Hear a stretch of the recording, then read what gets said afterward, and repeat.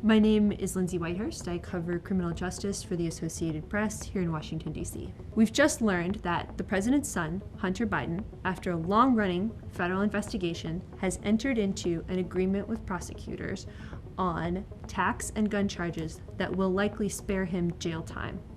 The deal calls for him to plead guilty on 2 misdemeanor tax counts and allows him to avoid prosecution on a felony gun charge if he sticks by a set of conditions that will be set by prosecutors. This investigation has been going on for at least 5 years. It dates back to a period in Hunter Biden's life where he has acknowledged struggling with addiction to drugs, especially crack cocaine, after the death of his brother. And it involves both his business dealings and a short period in 2018 where he possessed a handgun despite being a drug user, which is against federal law. His lawyer has said he is pleading guilty and wants to take responsibility for this period in his life and things that he did. News of this deal comes at a pivotal time for the Department of Justice.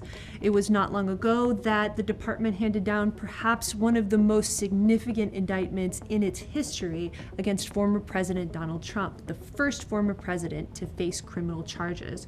Republicans in Congress have been mounting investigations into nearly every facet of Hunter Biden's business dealings and those of his family. And this news of this deal on the criminal front likely won't put an end to those investigations in Congress and could even ratchet up the political temperature. What likely will happen next is there will be some kind of court appearance. Exactly when that will be, we're not sure yet, but typical in the process, a defendant does appear in court. This plea agreement that has been reached between prosecutors and Hunter Biden must still be approved by a judge. It's not formal until that happens. So next thing we will likely see is some kind of court appearance and a decision by the judge as to whether to formalize this agreement.